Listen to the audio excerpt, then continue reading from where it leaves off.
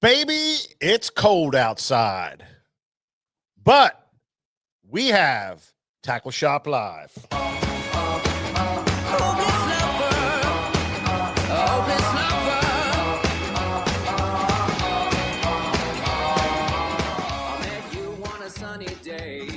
Right there, you took my breath away. A young and pretty, was it just a dream? What up, E-Stacks? The next day, you called me up. What's up, Patrick Gingrey? Good to see you, buddy. You came over and you fell into my Lane the Fisherman. Right on, buddy. Well, I know Gilbert's here. Feel. Please tell me Poor boy's dream. Yo, man. What's happening? Bob Donahue. How you doing, Bob? Robert Murray. What's up, buddy? Yeah, man. Anything for you, pal. Chopey, how are you, pal?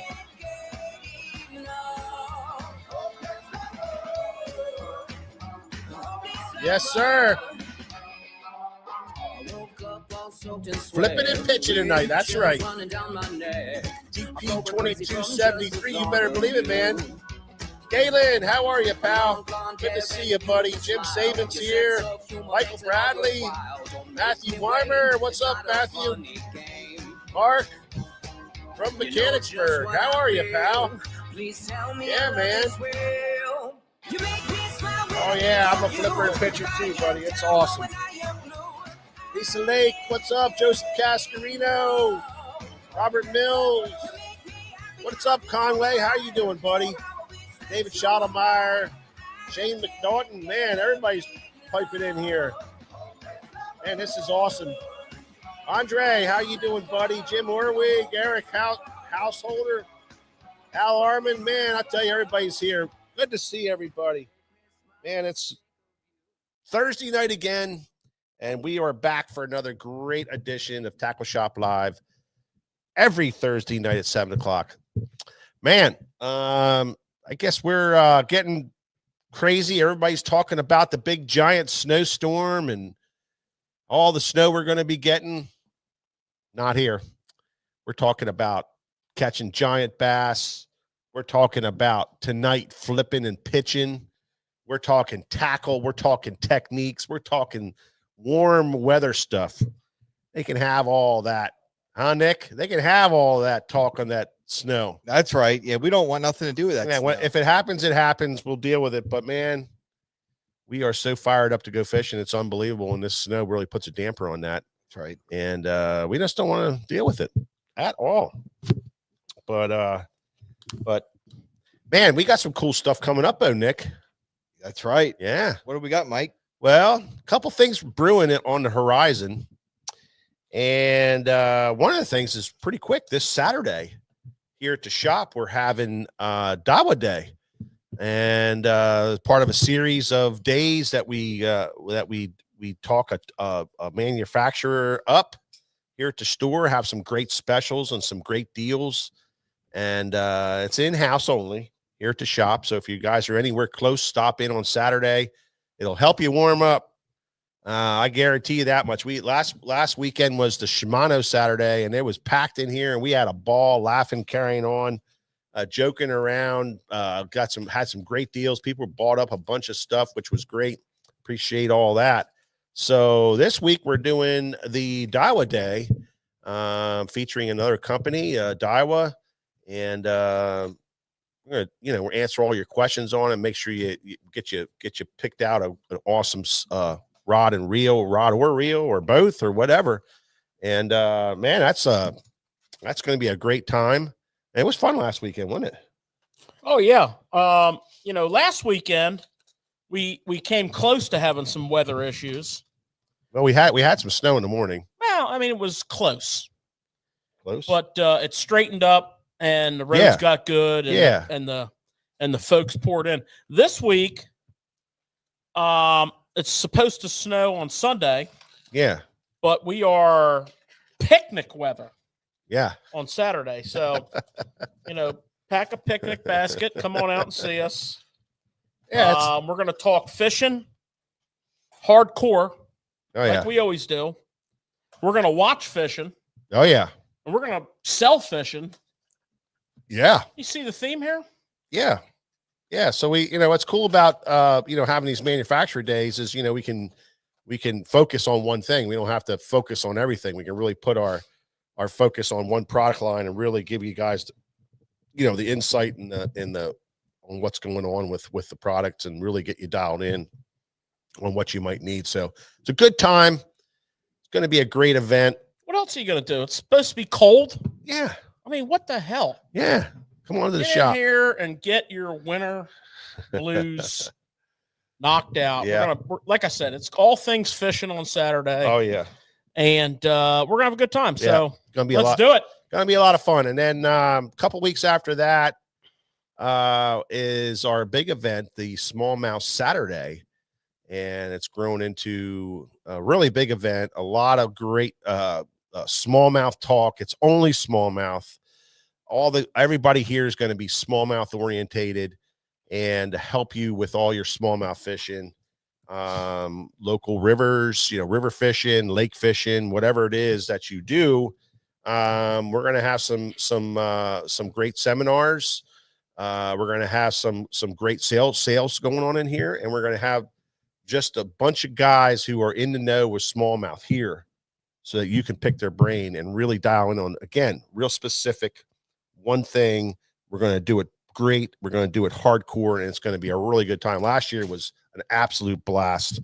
And George here is going to do a seminar for us. And and I always look forward to his seminars. They're really once a year. I'm in semi-retirement seminar wise, but once a year I warm up the seminar stage and now this year I've got some stuff on tap that is going to be a little not your normal seminar.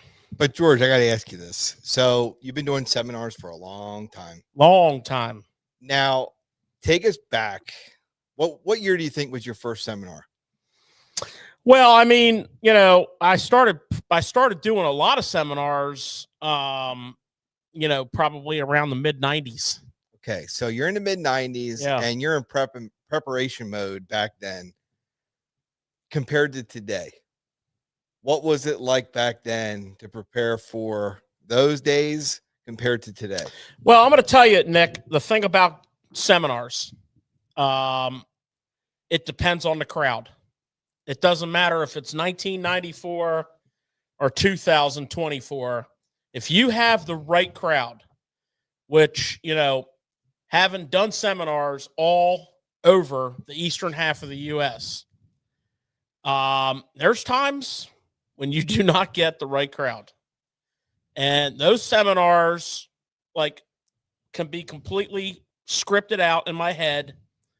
Those seminars don't get used. That seminar gets put back into the magazine, and we go to a whole different program. Because if you're going to give a seminar about advanced jerkbait fishing and you get a farm show crowd, no offense to the people at the farm show, but if you're sitting at the seminar so you can eat your frickin' corn dog and have your milkshake, we're not talking about advanced jerkbait fishing. We're going to talk about the weather, the fillies, the eagles, the things that matter. But if you get that right crowd, like the crowds we get here, greatest crowds ever, man. And I'm not just saying this. It's the truth, but it is the truth. I mean, the crowds that come here they'll feed off of your seminar, and you will feed off of them.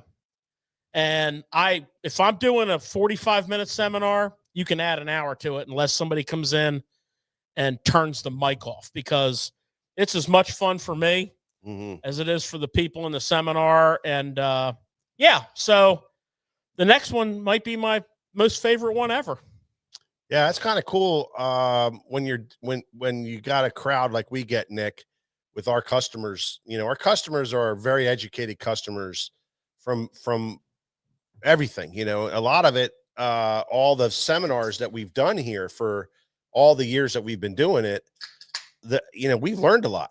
We've all learned a ton of stuff. So it's really cool to stand up in front of somebody and talk to them when they're feeding back to you, and also they're taking notes, they're interested, and that's what our guys do. Our seminar crew, our seminars are filled with people who are hardcore fishermen. And it's funny, every time we get pros in, you know, they're always apprehensive to come to a dealer, a small dealer, because of the crowds. You know, they never know what they're going to get. A lot of times they get just guys that want to get, you know, they just want to be there for an autograph or whatever.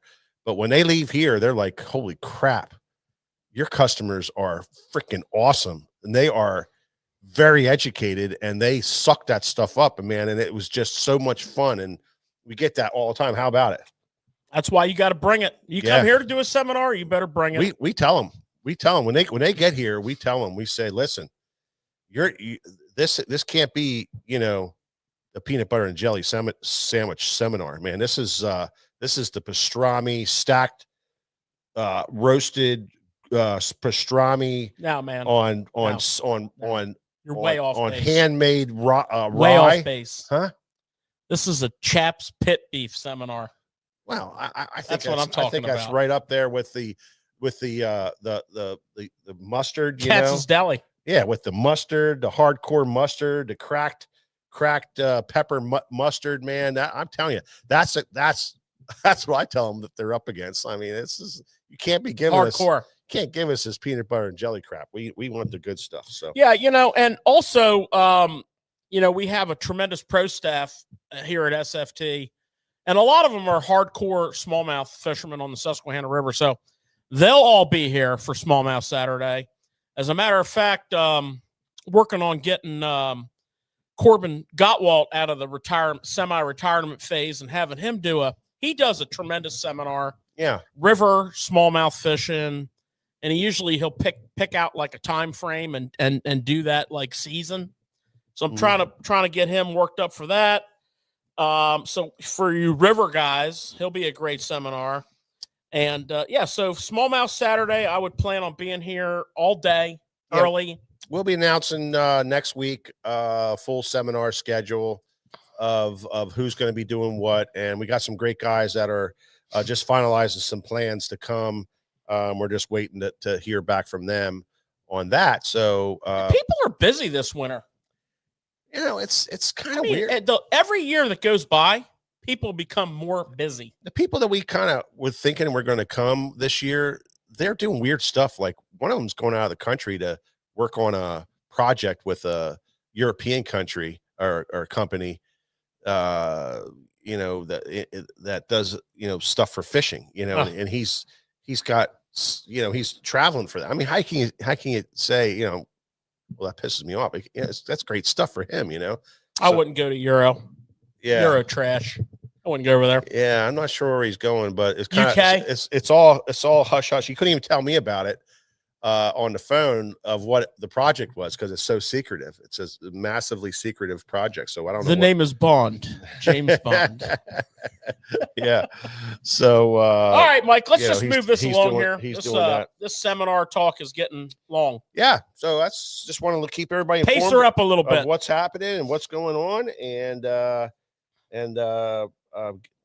you know, keep that going. So anyway, Nick, this is a great, awesome tackle shop. As we know, we're a little biased, so we say it's the greatest in the world. Yes. And we have a ton of tackle here, Nick. And there's nothing more that we like to do than to talk about tackle. That's right. And we call this, Nick, Tackle Talk.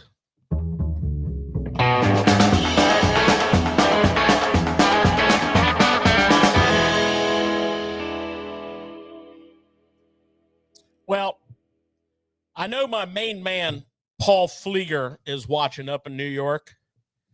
Paul is like, he's a regular. So, Paul, this 21 gun for salutes for you. What we have here, courtesy of Paul, is the Wolf Hollow Brewing Company. Wow. And Paul, Wolf Hollow Amber. Paul American carried this Amber down the other week when he came down to see us.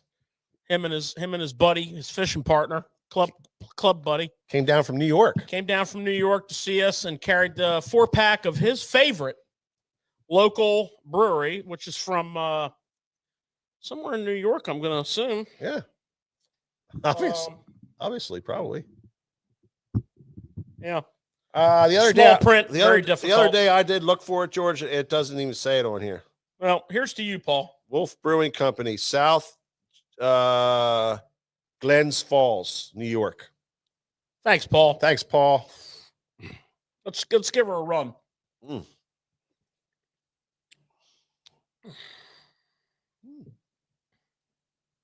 That's legit. That's real legit. That's legit. Yeah, it's this beer is brewed and packed by good. Wolf Hollow Brewing Company, South Glens Falls, New York. South Glens Falls. You know where that's at, Nick? It's got to be on the Finger Lakes. It's up near Lake George. Got to be up there. Which is I would say that's like central upstate New York. Well, if it's near a lake, we should go visit it this summer and just happen to take the boat with. Eastack says it's up near Lake George. I've never You're right, fished George. Lake George. Oh, that's a good lake. I fished because when I go to Lake George, I leave here after work and I drive to Lake George. Then I get up real early in the morning and drive to Ticonderoga. That sounded like a good idea, but we're going to Ticonderoga. It's only 45 minutes from Lake George Village. So, I mean, it's if you leave here at 6, Lake George Village, you about had enough driving for one night. But anyways, we will go up there this summer and we will it's beautiful up there. We will catch up with Paul and his crew, and the SFT boys will fish Lake George. We will we'll report back. I heard guys on Lake George fish suspended fish in the summer over top of like 160 feet of water. That was this guy right here. Yeah. Oh yeah, that was a true story. Yeah. I found these fish. I just balls of bait fish. Oh, in 100 feet of water, they were probably only in 10 feet. Yeah. Of water. And could have been 1 million feet what's deep. That underneath them? Well, let's find out. I guess I'm telling you, as soon as that bait came underneath that bait ball, they attacked it like skyrocketing hyenas. It was crazy. Awesome. Smallies or largemouth? Oh, smallies. All smallies. Oh, yeah. Paul says Lake George in June. Twist my arm, Paul. We'll be there. Yeah. Sounds like a weekend, boys. Yeah. SFT crew, Lake George road trip. Yeah. We'll get Skeeter Steve as our New York mascot because he loves all things New York. Well, so Lake George doesn't get a lot of pressure like some of the other lakes. Not for bass. So that's got to be a really good place to be all the time. They lake trout fish there. And, have you ever, the movie with John Candy, and they're in the great outdoors. The Great Outdoors.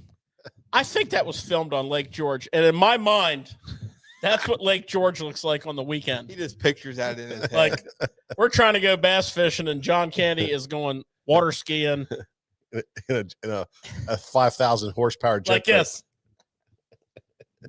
He's on the dock, right? You be ready, Water King? I'll be ready. And he drops the hammer on that jet boat and woo! But I digress. That was a great movie.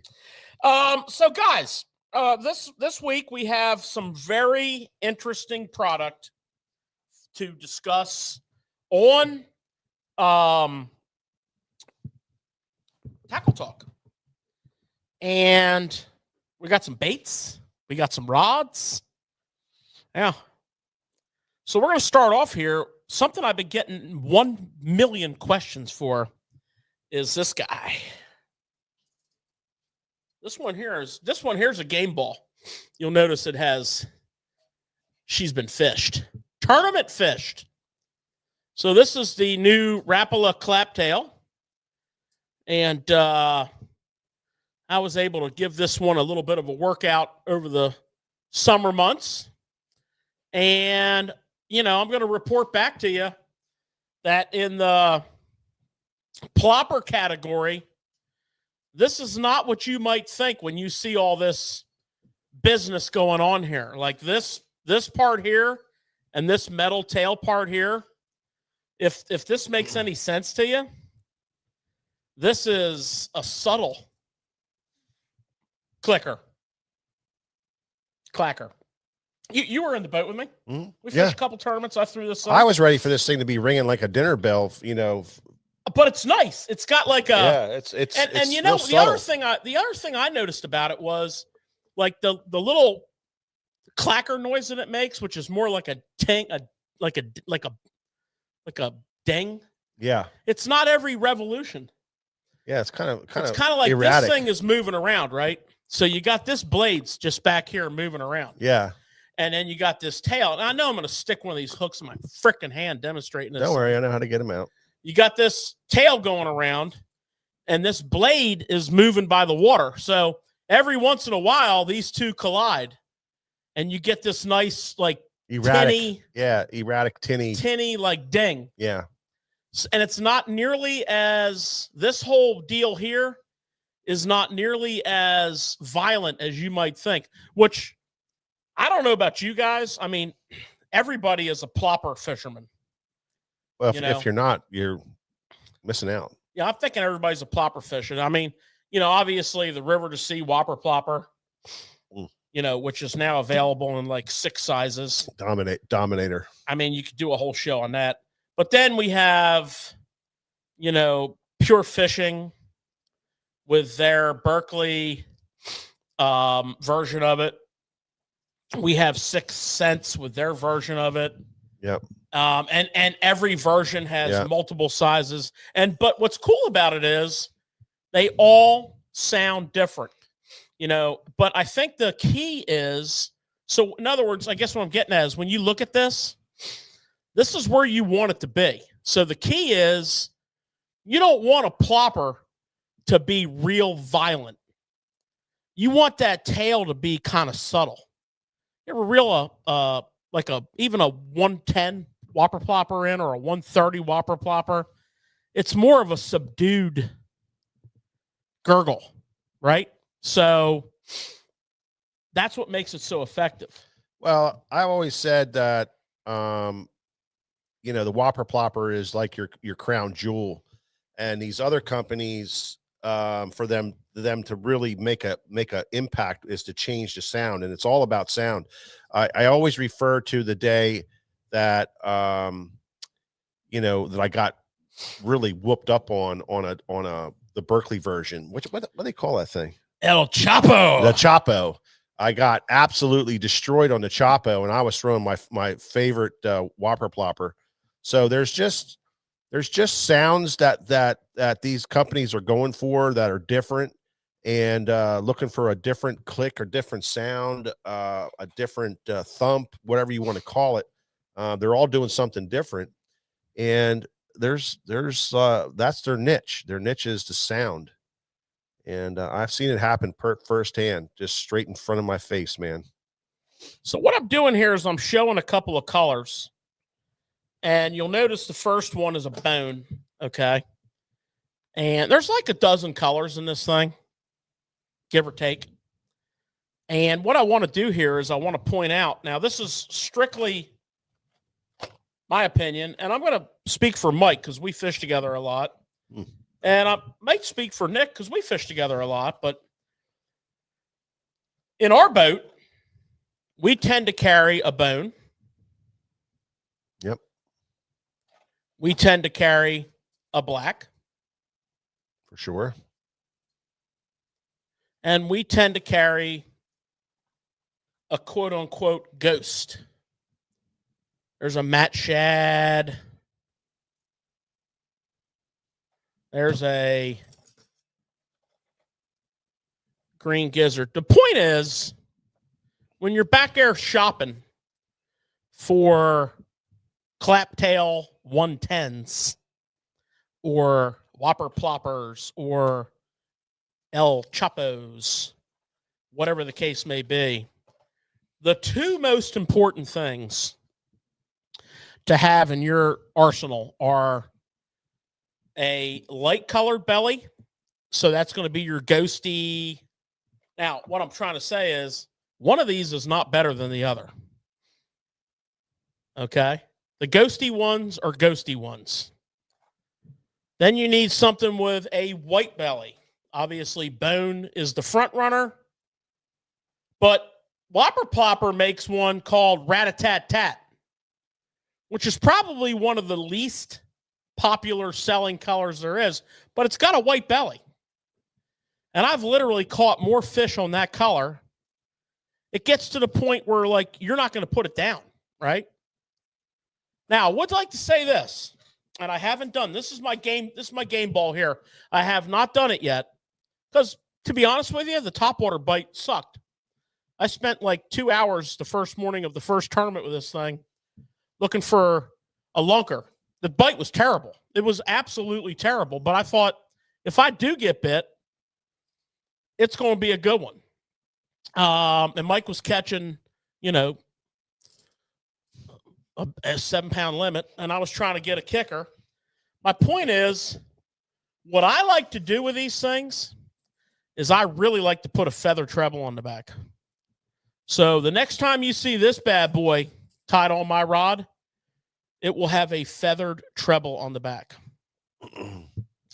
Okay, that is a number 4 hook, I believe. And that is a 110, which is 4 3/8, 7/8 of an ounce. As you can see, I like to throw it on braid. I had it on braid, which is what I like to fish my topwaters on. And yeah. And George, that's where I was going to go with this. So with that 110, what is your rod setup for that? Obviously, you're throwing braid. I'm assuming you're 65. You know, actually, this particular rod that I was throwing it on, actually had 40 on it, just because that's what it had on it. And we were in the land of 12 inchers, so I'm pretty good thinking I was good there. But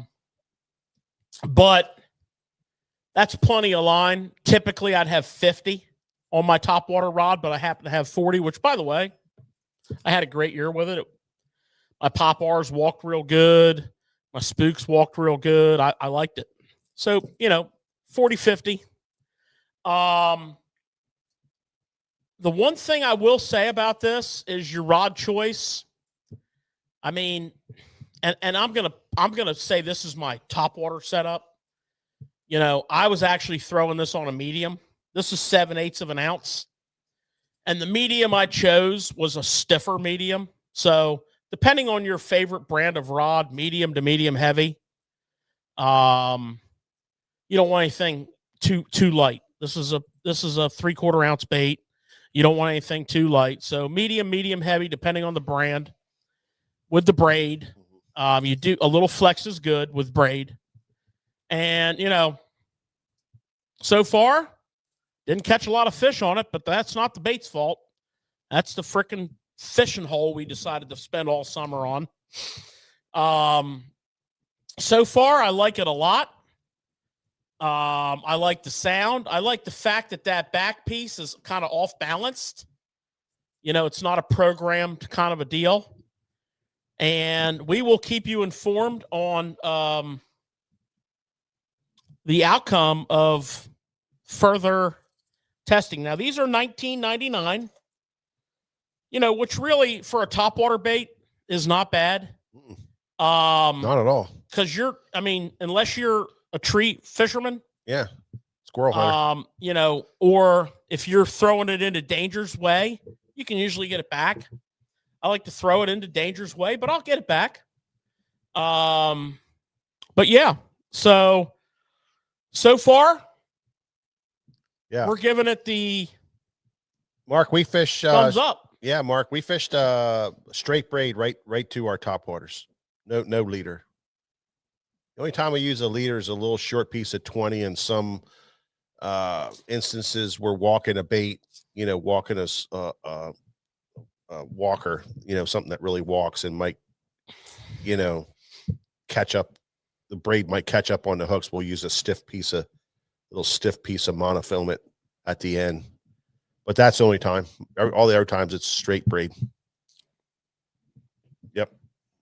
Yeah. So That's exciting. Berkeley release. That's a Wheeler, release. Jacob Wheeler signature bait. Yeah. J Wheels. So I'm expecting him to do. He was really excited telling us about that at ICAST. Yeah, I'm expecting him to be doing some big things with it. Yeah. And my next bait I want to bring to you is also a Rapala. And I don't know who's excited about this, but I am. I'm a crankbait guy.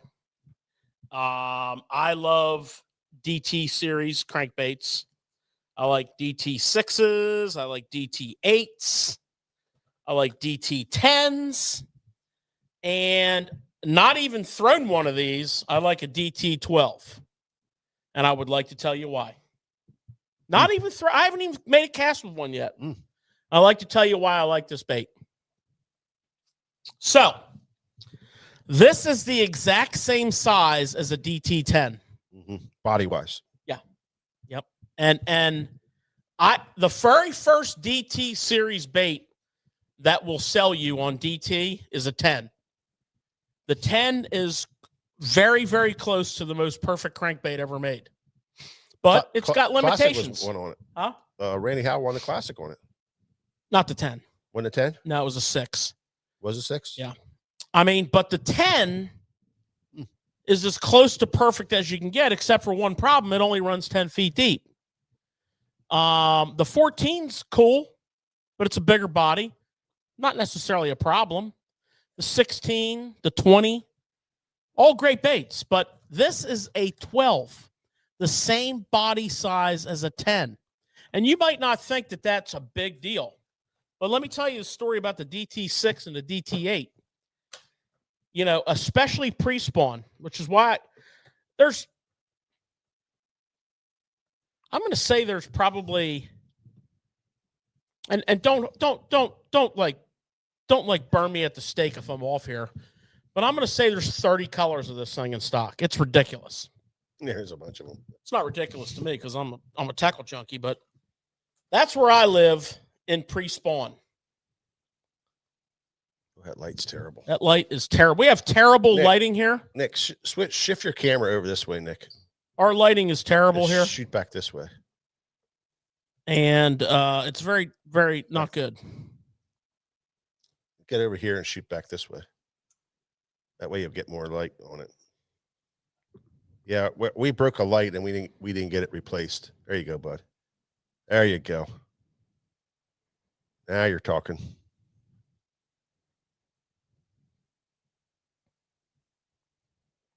That's how I hold my bass up for my picture. See how big them crankbaits got? So pre-spawn, you want to be in that neighborhood. You want to be in the demon red. You want to be in the red crawl. You want to be in the classic crawl. You want to be in the brown crawl. And you want to be in a chartreuse. And I'm partially fond of the chartreuse blackback. What's that? Is that which is called Old School. That Old School is awesome. It's a faded chartreuse blackback. That's where you want to be. If I was going to come in here and say, I got $50 to spend, I want 5 DT12s, that's probably where I'd put you. Pretty close. I might kick 2 of them reds out because of just one red, or might just kick out one red. They're $9.99 a piece. They are 3/5 of an ounce. Go figure. They are 2 1/4-inch body, number 4 VMC hooks. Now, that's another thing that you overlook on a lot of this Rapala. The company that owns Rapala is called Normark. They also own VMC. So you're getting a good hook. Good hook on there. Not to mention, if you buy something with a red line hook on it, you're getting a great hook. Mm-hmm. So that's the story there. But as I was getting back to the DT12, difference between the DT10 and the DT12 is 2 feet.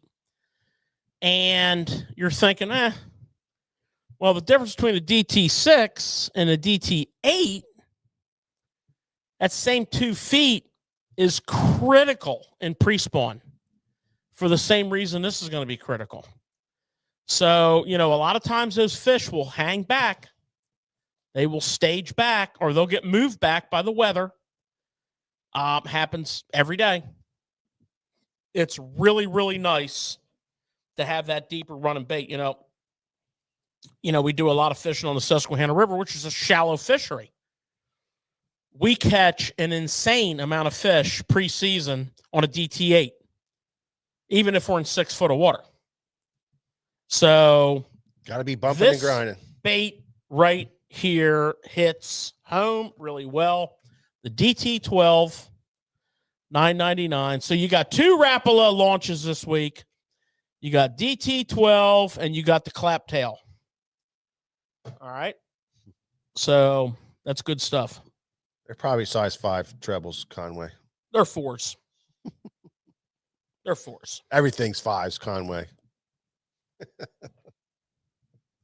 Conway just cracked himself up there. He did. Conway, take it easy on that brown water. Might get yourself in trouble tonight. All right. Let's stay with that hard bait theme, okay? And let's look at some jerk baits. I mean, we are in jerk bait season. Well, every season is jerk bait season. For sure. There's something special about cold water jerkbait fishing. Cold water jerkbait fishing is, you know, prime time. You kind of get a little more anticipation. You know, warm weather jerkbait fishing for a lot of people is a scoping thing. And rightfully so. And, you know, we carry a crazy amount of jerkbaits here, guys. Well, we live on one of the greatest jerkbait rivers in the whole entire world. Not only that, we travel to some great jerkbait waters. Yeah. And we have customers from all over the place and a jerkbait rule. I mean, we carry a huge amount of jerkbaits. Mm-hmm. Did you ever stop and think about it? Oh, no. It's insane. All the time. I mean, the number of SKUs of jerkbaits that we have here is in the thousands. That's insane. That's crazy. Well, we got more now. So back in the day, we used to carry these jerkbaits, and then we kind of got away from them a little bit. But they're back, baby. 6 cents provokes are back in the house. We did stray from the path here. We were down with these before everybody else was. But we've been getting a lot of requests for 6 cents provoke series. And, you know, in true SFT fashion, we had to put them all in. So we have the Provoke 106, which I'm going to show you here. Okay, that's going to be your kind of your traditional full-size bait. Okay, we got some real nice hooks on these out of the pack. Of course, we have a standard and we have a deep. Now you have to pay attention when you're shopping, okay? Like they put it in yellow, but you might not notice it because it's in yellow. Silent deep dive. So some of these are silent. Like you might be in the deep dive department and every one of them might rattle but one. Yeah, Milliken one seems to be a silent. And then we did the same thing in the 97.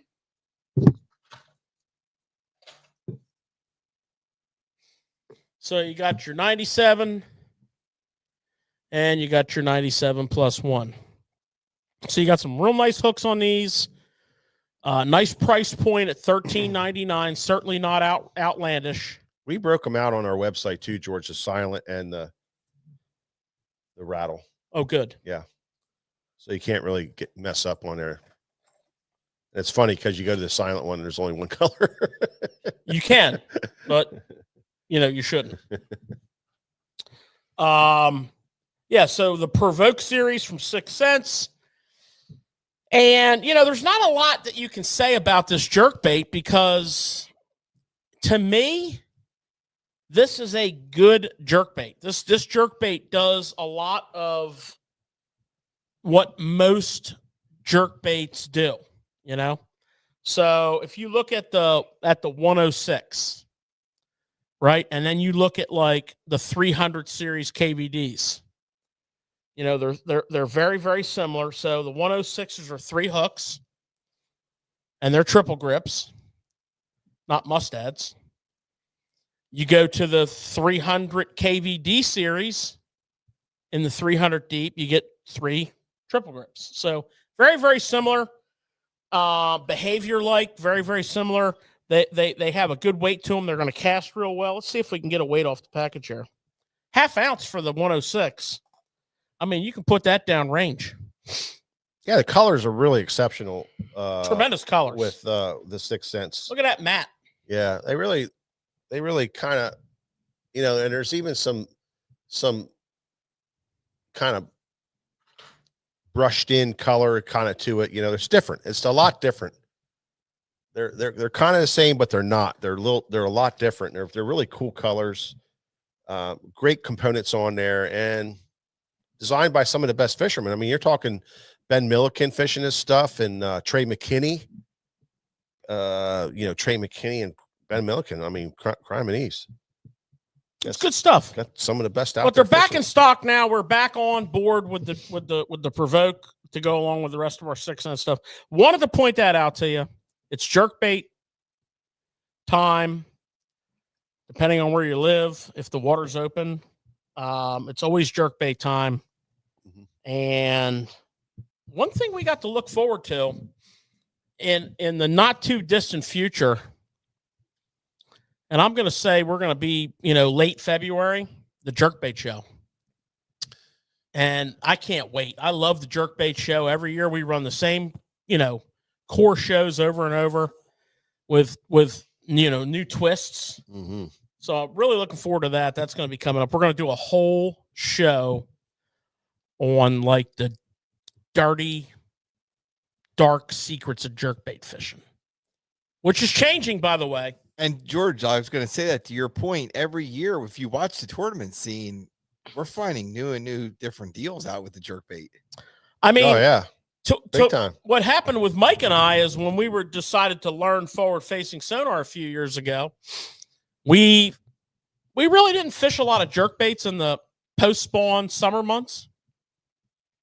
We ended up with always, constantly now, there's at least 1 jerkbait on deck, and usually 2, because the +1 has become such a player with the forward facing. So now it's 2 jerkbait rods. If there's a forward facing day, going to happen, or a portion of the day. You know, if we decide to get off the bank and go forward facing because we're just not happening, it's not happening for us on the bank. You know, when we go offshore now, it's forward facing. You're not going to go offshore and not forward face if you have it. So that's when the jerkbaits come out and all the minnow shaking paraphernalia comes out, and the fuzzy dice paraphernalia and piles of spinning rods, and a complete mindset change from what we're going to talk about tonight to what we have to do, because what we're going to talk about tonight hasn't been working, which is flipping. So, because if we're not power fishing and flipping, you know, and we're fishing a tournament, then we're out shaking a minnow. And we try to power fish and flip. I'd rather use a piece of 2x4 than a spinning rod any day of the week. And the 2x4 is to put the trolling motor up shallower. So we will get into that in just a minute. I hope everybody's enjoying the show so far. I see a big number of people on screen. I hope you're really enjoying it. You know, tonight we're talking tackle. We're talking tournament season is back, baby, and we're going to talk a little Lake Gunnersville recap, because there is 4 things that we need to talk about from that tournament. 4 big things. None of which are the topic that we want to touch on tonight, if that tells you anything. And we're also going to do rig of the week, Yeah, we have an exciting show for you. We want to thank you for tuning in. I know Nick is just all excited. He's been away from home here for far too long, and he came in hot. I mean, kicked the door in, guns blazing. Yeah. It was a violent entry today. Sorry for that glass that broke. I mean, he came in like, where my boys at? Where my dogs at? I ain't been around in a while. And I'll tell you this, every time you come in here, there's new stuff in here every time. And I couldn't even cover it all. George got all this stuff out here. I'm like, man, things change so quick. Yeah. Me and Skeeter Steve have been hanging some serious product today, which we will continue to break down for you on Tackle Talk, but you're going to have to wait. Oh, what we have for you next week already. Oh, my goodness. But guess what? That's next week. Mm-hmm. Oh, my goodness. All right, guys. Enough of this fooling around. I got one more thing I want to break out for you, bait-wise, and then I got a rod series I want to show you. I've really found something here. I am on to something for $99.99. I get a lot of flack from people. It's perceptions, and they're wrong. Oh, yeah, every time you show me a rod, it's $400, it's $500. That's not true. That's your perception.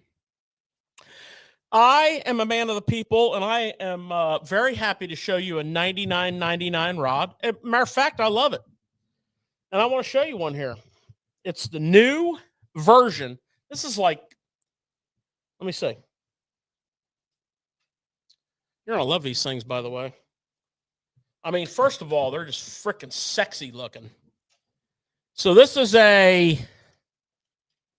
L, A, B, C, D, E, F, G, H, I, J, L. 11th version of this rod. We have been selling it since the first version. I don't know if that means anything to anybody, but it means something to me. It means we like it. This is the Compre. Now, they call it a walleye series, which they called the last one a walleye series. Nowhere on here does it say walleye. So if you're concerned with that, you'll be all right. And if it does say walleye on here, I can't see it, so you're good anyways. But it is a series of spinning rods and casting rods, primarily spinning, that cover everything from finesse to power. But what's cool about this is, if you look at the butt section here, one of our most popular selling rod lines from Shimano at the price point is SLX. It's going to be hard to focus in on that, Nick. There you got a little bit of it. See that crisscross pattern on there? Maybe I'll move the rod. There you go. All right, tighten her up, Nick. There you go. So that is the carbon tape that they use when they're making a Zodius or an X-Pride. But they're only wrapping the butt portion. It's called Diaflash, and it gives a lot of strength in this butt portion without adding weight. Okay? Look at that split grip. I mean, look at that handle. Split reel seat. Split grip. $99.99. I mean, come on now. Okay? So we have the Diaflash butt. We have Fuji reel seats, split. We have Fuji guides. Look at these guides. This rod ain't no joke. We have a Sea Guide tip top.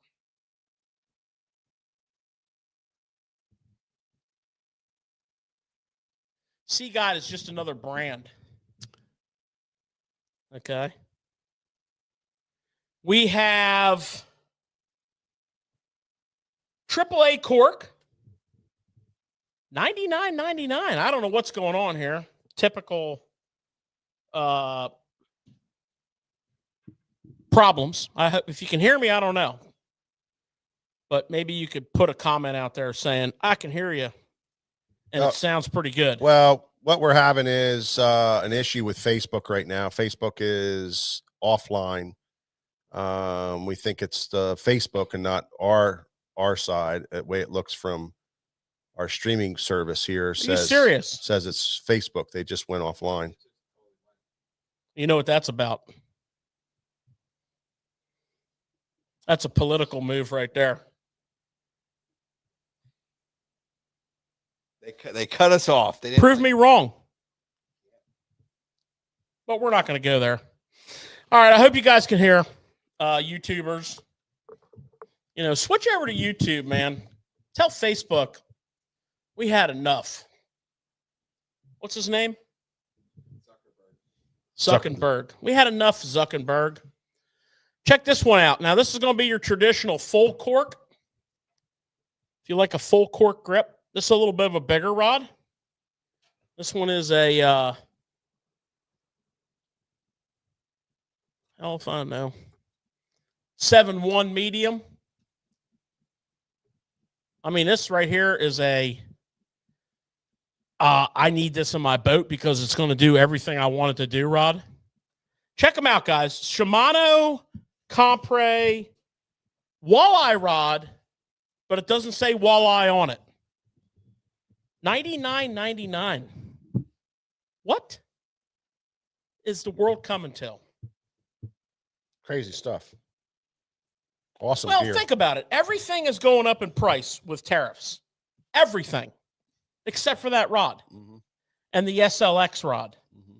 You know, so if you're looking for a value, you know, you got the SLX rod, you got the Daiwa Tatula XT rod. Now you have the Compre rod, $99.99. You know, if you're trying to build yourself a little arsenal without breaking the bank, keep a mama happy. Mm-hmm. You're in, baby. Okay? You're sub 200 for a nice outfit. So holler at your boy. I'll walk you through the process or come in and we'll shake some rods. All right, guys. One last little tidbit for you. I know we love our G-Crack, okay? Love G-Crack. We're all about G-Crack. We are G-Crack people. Smells like Fritos. To the core. You know, the SAF stick. So substitute SAF where you would say Senko. Substitute G-Crack where you would say Yamamoto. So you have a 5-inch SAF, which is code for Senko, with all of the salt and amino flavoring and the scent and all that. I mean, really? Look at this. Look at this color. This is AJ's Juice, color number 407. One of the best-selling colors in that lineup. Who's AJ? Seriously? Alan Jackson? Yeah, Alan Jackson. He's now on the G-Crack Pro staff. Who's AJ? I don't know. Come on, Mike. What? Alton Jones Jr. Oh, Alton Jones. Yeah. You know, Mike, I didn't know. I really wonder about you. I mean, I know a lot of things that you don't know. You do? Yeah. We're not talking about those right now. Yeah. Black and blue.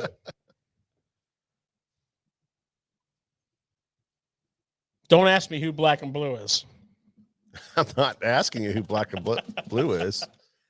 $9.99 for a 7 count. And if you're fishing G-Crack, if you know. Nick, you could just shut up too, okay? You know. Right? Well, you know what? I had the luck that I could sit back here and think about that for a second. You were put on the spot. I didn't know who AJ was. Alton Jones, that's right. He's the one that really made a lot of that stuff famous. You know, with G-Crack, if you know, you know. Crazy thing about that G-Crack company, man. That thing exploded last year. And now it's absolutely exploded. Well, now it's on a second rebound because of the free rig. Oh, you're right. That bait they made, which was again way ahead of its time. If you look at if you look at every bait that defines a category, it was ahead of its time. Mm-hmm. You know, look at Reaction Sweet Beaver. Look at the Senko. Look at the G-Crack Bellows Gill. All ahead of their time. Nobody knew what to do with them. But the Free Rig has rebirthed that company, and it is hot because it catches fish. It does. It really does. Catches good fish. I'm actually really excited, George, to try that new bait you just showed.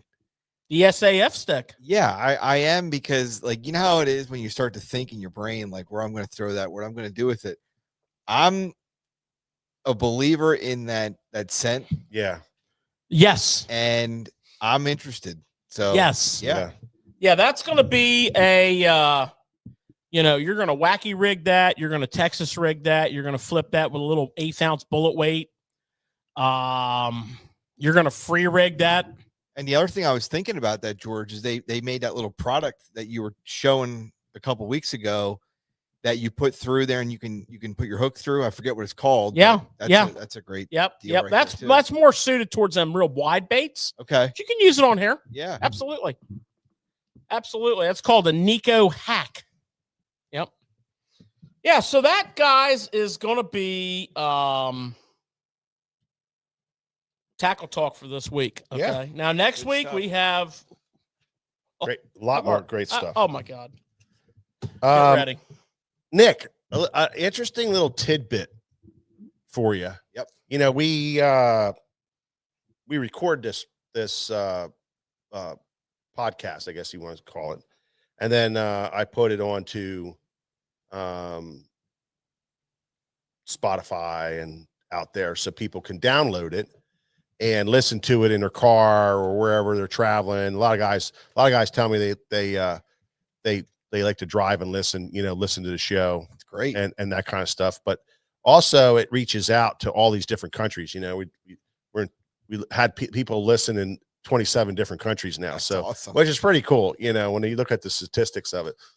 But this week we just broke a milestone with our listening podcast on Spotify and iHeartRadio and all the ones that we subscribe to.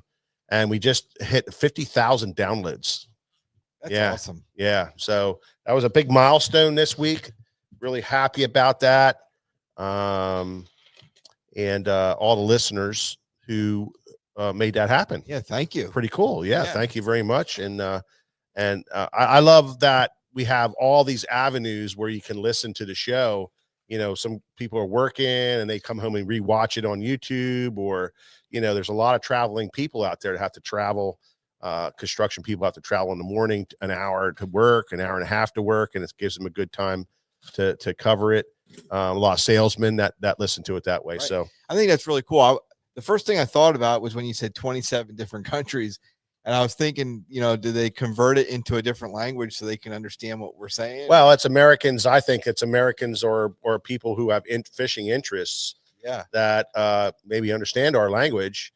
I just have a feeling in my mind it's a bunch of military people that are listening to it. That's cool. You know, but I just want to say thank you to you guys for listening, and we pay attention. And I wish you could see the tackle and stuff as we're doing it, but George does a really great job of explaining it. But we appreciate you guys very much, and we hit a great milestone, 50,000 downloads. So thank you very much. And well, let's move on, huh, George? Yeah. Are you ready? All right, here we go. We been doing a really cool rig of the week every week, and it is sponsored by and brought to you by Nomad Designs. And what they're doing for us is, because they're a sponsor of this segment of our show, they give out a $25 gift card to sfttackle.com or in the shop here, Susquehanna Fishing Tackle. And it's a $25 card, and somebody wins it every week who does a certain thing. And what you have to do is you have to like and share, and the way you share is you start typing, right, Nick? So yeah, you have to like. So whether you're watching on YouTube, If you're on YouTube, you're going to like and you're going to comment below by tagging Nomad Design at Nomad you're going Design. to put at Nomad Design. Yep. And then you're also going to share this to your social media platform. Yep. If you're on Facebook, same thing. You're going to like, you're going to share, and you're going to just comment by tagging Nomad Design. It's very simple to do, and it's going to get you in a drawing that Mike's going to talk about here. Yeah, you get in a drawing, you get a $25 gift card to sfttackle.com. Buy anything you want. But Nomad Designs is our sponsor. They are the makers of great products. The Nomad hard bait series, the crankbaits, the deep divers, the top waters, the rattle trap system, which they're the only company I know to have a rattle trap system for different situations. The tracking system they have. Yeah, absolute awesome there. And then of course the new plastic line that Greg DePalma's fishing and using with the balancing tungsten weight. So it's called Live Ops, and it's something that you want to check out because it's really cool, a really cool minnow system for balancing and weighting your minnow.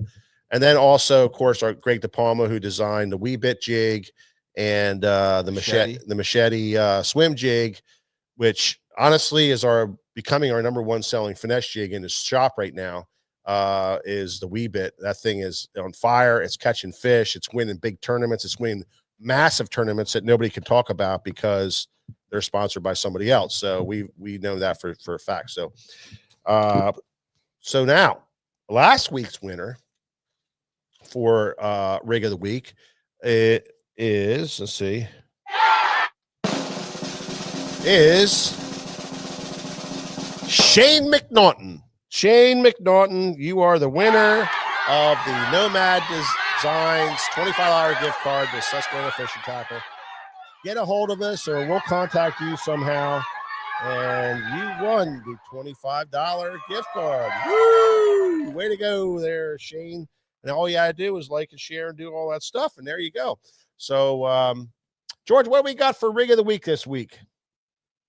Well, we're going to do a little punching. Oh, yeah. We're going to do a little punching. And we're going to talk about it a little bit. But I want to show you, when we get into the heavy artillery, the big gun, the big rod, swinging the big rod, the big weight, how we rig this. Yeah. So in this situation, we have a bobber stop, which when I fish a big weight like this, I use 2 bobber stops. And then we have on this particular one, we have a punch skirt. Okay. And there's a bunch of punch skirts out there.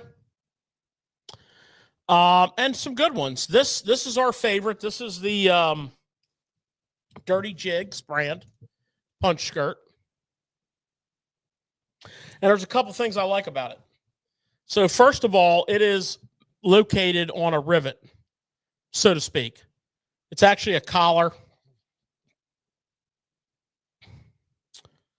You can kind of maybe see it. That little aluminum collar in there. And what you got is you have a little notch in there, if you will, that's kind of like where you'd put your skirt on a jig. And this thing slides on your line. Now, there's a time when you're punching, there's a time to have a skirt, a punch skirt on your bait. And there's a time not to. There's a time just to punch a plain bait. So there's some obvious clues. They're actually not that obvious until the light goes off. So one of the things I look for on the punch skirt is when the bass are eating bluegill. And what you'll actually see bluegill come up through the mat. You'll be in an area, you can hear them popping. We talk about that all the time. Listen and look when you're fishing mats. Okay, in this case, we're specifically talking about thick grass, be it matted, be it chopped up, blown in grass that forms a mat on top of grass, but thick grass that requires a bigger weight, you know, an ounce to an ounce and a half. Or if you're in Florida punching hyacinth mats that the wind's been beating on, 2 to 2.5. The big lead. Yeah, we're talking big rod. You know, we're talking 7.6 minimum to 8 foot. 7.11, 8 foot. You know, what you're comfortable with. 7.7. There's all the 7.9, all those lengths. We're talking big line. 65. Don't even play games. 65. When you're on the big stuff, okay? And now, hook-wise, we're going to talk about that. So this is a straight shank hook here, which is a fantastic hook for this technique. Okay, this is probably the most widely acceptable hook. Okay? This is a straight shank flipping hook. This particular one is one of our favorites. It is a Owner Jungle. I like the shaft length on the 3.0 Owner Jungle. It fits a lot of your smaller creature style baits, you know, the small, just a little bit smaller body. It's not a real long shaft in the 3.0. So yeah, for that smaller, more compact bait, you're going to be at a 3.0. Like when I'm fishing my favorite punch bait, which is a Reactions Beaver, I use a 4.0. It depends on the bait. The Missile D-Bomb, obviously, 4.0. phenomenal flipping baits. When you're punching, you want something that's compact and streamlined. Okay, you can argue the merits of one or the other. This is been my go-to for many, many years. One of the first, the OGs, Sweet Beaver, Reaction. Give credit where credit's due. Started it, created the trend. Now there's 99 copies. And none of them are bad. You know, now Missile came out and did their own thing, as only Missile does. Love that bait. D-Bomb. And it's a great bait. It's got the deep ribs with the core, so it's a bulky bait, but you're not punching through a bunch of plastic. So get yourself a compact punching style bait that you have confidence in.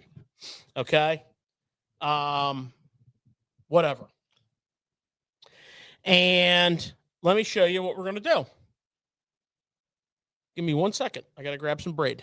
One of the things, Nick, that I use the punching skirt for is the thick, deep grass. So on a lot of these reservoirs around here, there's a really thick grass and it's long. It'll grow in 10 to 12 feet of water, you know, up to the surface, but never really mats. But it's thick. So I like the punch skirt system to penetrate that and get that real nice straight fall all the way to the bottom at like 8 to 12 to 14 feet of water. It really allows that bait to get down and penetrate that grass really nice. And you might not use 1.5 ounces or 2 ounce, but you'll be in that ounce range, that 3/4 to 1 ounce range. But I really like the skirt in that presentation because it's a big bulky bait going through all that grass and falling real nice down through there. And you get a lot of bites that way. So not only is it a matted presentation and a great presentation for that, but that real thick grass that comes up, that's just deep. And it's hard to get a bait to go all the way down without it catching on something, your line getting that bend in it. This thing will just pull it all the way down to the bottom. Yeah, you want a heavy weight. You want when you flipping grass, I don't care if it's matted or what Mike's talking about, like deep grass in a clear lake. If you can't feel your sinker thumping the bottom, you don't have enough sinker. Yeah. If you think it's hitting the bottom, you don't have enough sinker. Well, I think I'm getting to the bottom. I think I am. No, you're not. Well, I'll tell you another. You need more weight. Well, I'll tell you another thing about that. It normally never gets to the bottom. If it, you know, a lot of your bites are that first fall of when you're flipping.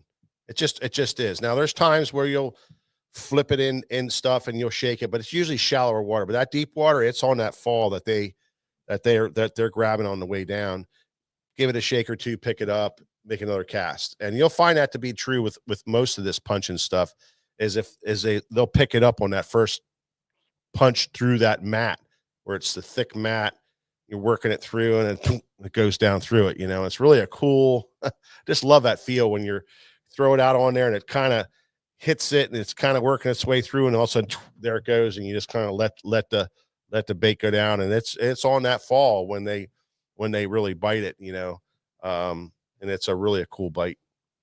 Yeah, another thing about matted grass, like Mike's just talking about punching through that mat, you know, there's a system for fishing matted grass. So we're going to show this rig here in a minute, but you know, a lot of times in summer, post spawn, summer mat, late summer mat, you know, you're going to want to push pole in your boat. Okay. It's more efficient. It's stealthy. And what I like to do is I like to, again, listen and look. I want to hear bait. I want to hear bluegills popping the underside of the mat. So, you know, you're going to be fishing a little while until you find that right setup. If it's a bluegill bite, you know, and I think a reason why these baits do such a great job with that is they have that profile. If you've ever been in a mat and you're around fish, you're on like the spot, and you've seen little bluegills come up through that mat and now they're flopping on top of the mat, mm-hmm. They realized what's down there is not good. Mm-hmm. Then they get up here and they realize this is not good. I'm between a rock and a hard spot here, and they naturally try to go back down through. They look exactly like these baits. They have that same profile. Okay. This is a tilapia colored bait right here. When I'm in clear water, you know how grass filters the water, and I'm listening to and seeing little bluegills, I want multitude of flakes in my bait. I want red. I want green. I want gold. I want holographic. Maybe it makes a difference with the fish, but it makes a difference in my mind. I've had it happen so many times where I got around those gills and sunfish and what have you, little guys, and I switched colors because I wasn't getting the bites I thought I should get, and I started getting the bites I should get. So now we have a rule book on the boat. When you're seeing the bluegills, you get the flake. Okay? And I like a little spike it on the tail. A little bit of chartreuse or a little bit of orange. Now, you're going to have, for like a day of flipping, you're going to have multiple rigs. Because when you're in, like, on wood or in shallow, sparse grass, you know, you're going to be down to a quarter of an ounce. Look at that little thing. You're going. I mean, when I'm set up for a day of flipping, this is my light rod. This is on 15 to 20 fluoro. Okay, and I might be flipping a crawl style bait on there, or my favorite, something in the brush hog family. Could be a full size brush hog or a smaller one. Then you're going to have like a 3/8 ounce bait, which is going to do a lot of duty in that clump grass. You know, then you're going to get into that thicker grass and you're going to need like a 3/4. And then if you get in the mats, you're going to need more. You're going to need like 1.5 ounces. So for a day of flipping, you know, you're going to have multiple rods rigged. And in the open, more sparse water, I'm all about fluorocarbon. But when you get into that, when you start getting to that thicker, like 3/4 ounce grass and on up, I'm starting to switch over to the braid, because that braid, those fish will eat that bait and swim off. And that braid will cut that grass and get you a more direct line to that fish. Big game changer in certain thickness of grass. Oh, because that fish, when that bait comes through that mat, that fish eats it and swims off, right? Especially if there's a lot of fish in the area where there's a lot of competition. Yeah. It's amazing how fast they swim 3 foot off They the go. side. And now you're setting a hook here, but your fish is over there. So the braid needs to cut that grass to get that straight direct line to it to get the penetration.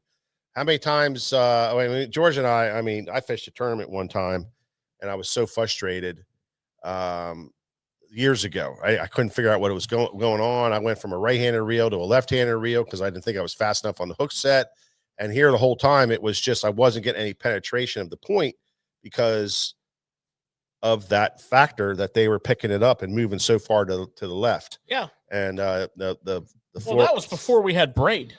Yeah, I know. Well, it was right around time braid came out, but it was a fluorocarbon was big on our list at the time, and it still wasn't. It just wasn't enough. It wasn't enough line. No. So that's a big thing. But one of the things too, George, is what other? I mean, in grass, all kinds of stuff lives in it.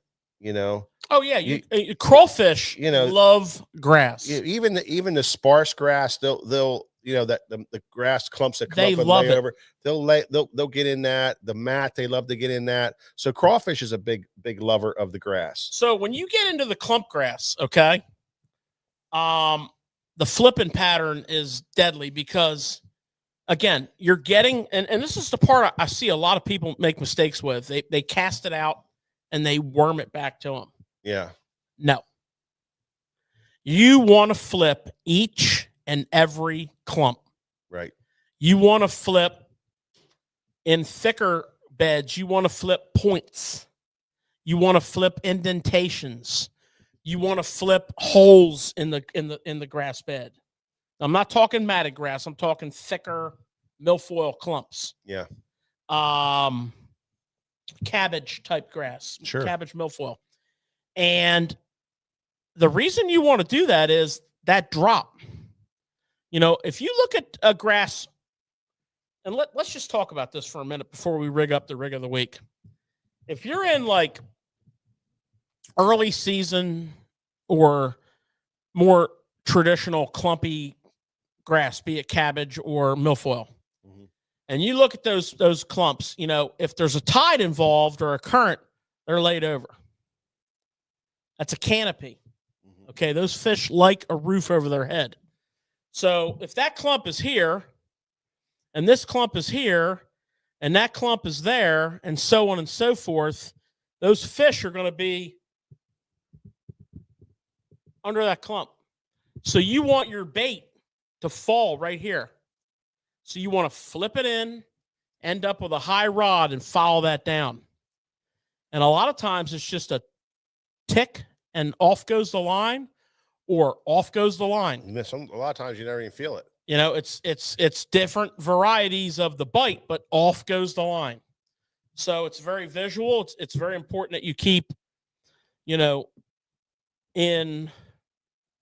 a concentration mode where I'm flipping, I'm looking, I'm watching, I'm paying attention. My mind's not wandering because I haven't been bit in 30 minutes.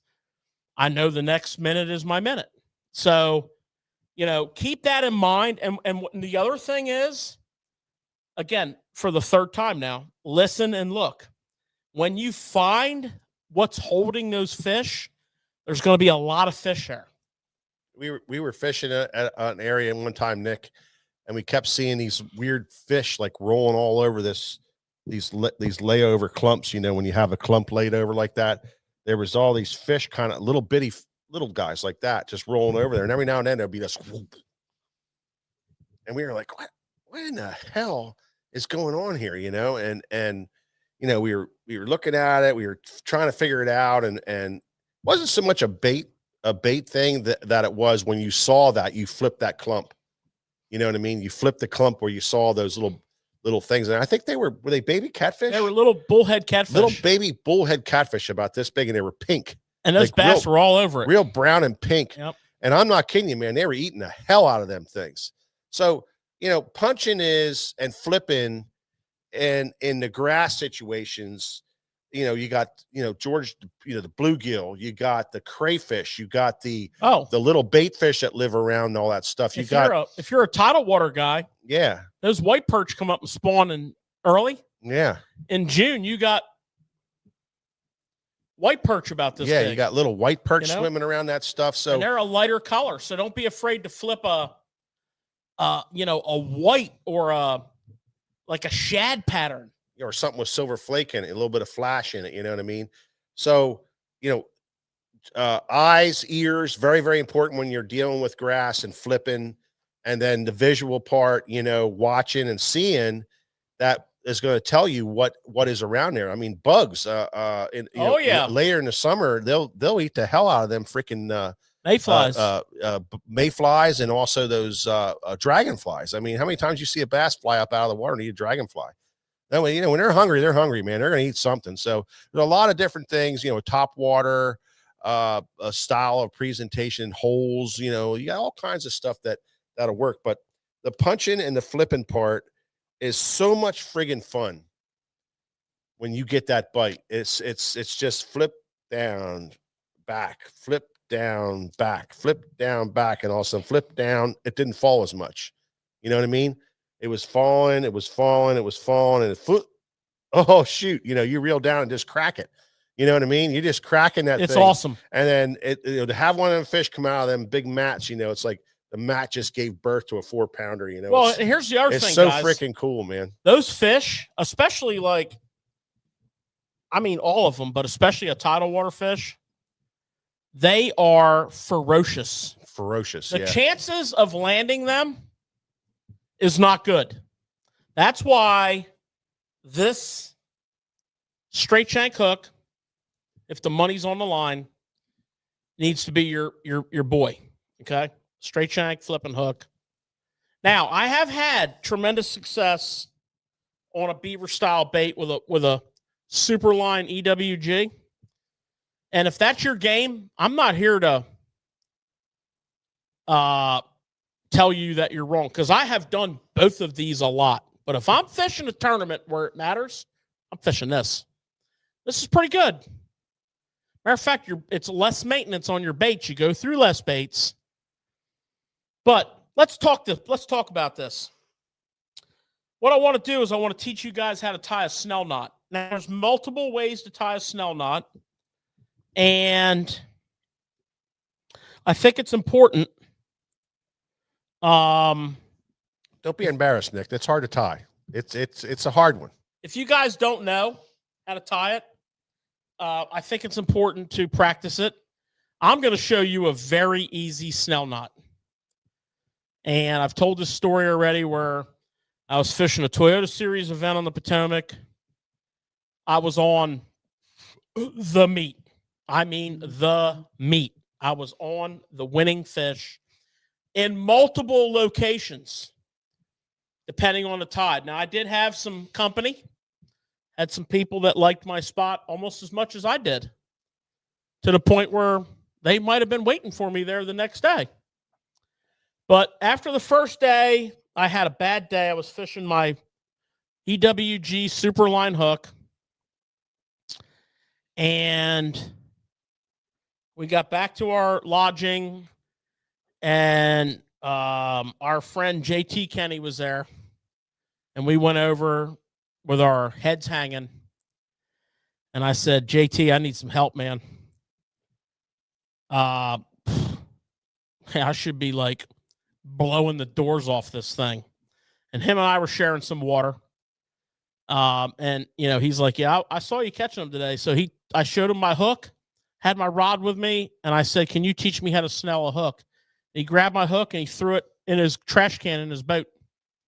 He goes, that hook's no good. You need this straight shanked hook. And he gave me one, which was a prototype at the time. but it's essentially a Gamakatsu straight shank flipping hook. And he taught me this knot. And I've never, ever tied a snell knot a different way. So we're going to focus up here. Nick's coming in tight with the old cannon. Now, I want you to notice that this knot starts on the point side of the hook. Okay, we're not on the back side of the hook. Okay, and I'm going to take my time and tie this for you nice and slow. We're going to go through that point side of the eye. And then I hold the hook like that. And what I do is I give myself some line to work with. So I'm going to pull some line through. Okay. And I'm going to make a loop. And I want you to notice my loop is on that side of the hook. Now, is that critical? I don't know. But that's how JT showed me how to tie it. That's how I tie it. So what I want to do is I'm going to take my time here. It doesn't take but a minute. I'm going to go with my tag end. I'm going to go around the shank of the hook, stick the hook in my hand. Okay, let's start over here. Allow me a redo since I stuck the hook in my hand. All right, let's do this. Check this out. I'm going to go around the shank of the hook, through the loop. Okay. Now this hook has a fluorocarbon keeper on it. I want to be in front of that keeper. I don't want to be behind the keeper back here. And I'm going to repeat that process 6 times, 5 times, 7 times, whatever makes you happy. And I'm going to stack my loops up so they look cool, nice and stacked up. And I'm just going to go through. There's number 3. Stack that up there. And I'm stacking them from bottom to top. There's number 4. Okay. Get that up there like that. That looks great. And let's put one more on there for good measure. Okay. Now, here's what we do next. We take our main line. Make sure that loop is over top of that keeper. I like to pull both lines like this. And I pull my tag end, and you'll actually feel it almost click as all those wraps lock. That, my friends, is a snell knot, as taught to me by JT, who is a flippin' machine. I trim that off.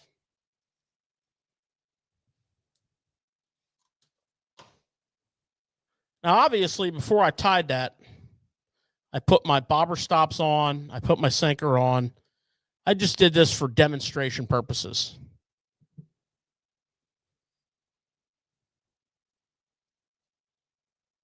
Never had it slip. Never had it let me down, ever. And I have caught a pile of fish on this knot. So the reason for the snell, and I know you've all seen this a million times, but with a snell knot, when you set the hook, the hook kicks out.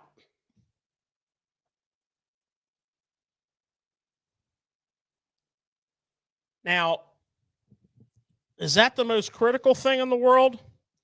I'm not sure, but I will say this. Over long term, okay, now you might have a great day, which I have had many of them, snelling this hook. This is a Superline EWG, and I've caught a pile of fish on a sweet beaver with this snelled. A pile of them. But like that day in that Toyota Series tournament, I've also lost some fish on this. I mean, if I didn't lose those fish, you know, I ladder up because I finished in like third in that tournament. I should have won it. I should have won it hands down. Okay.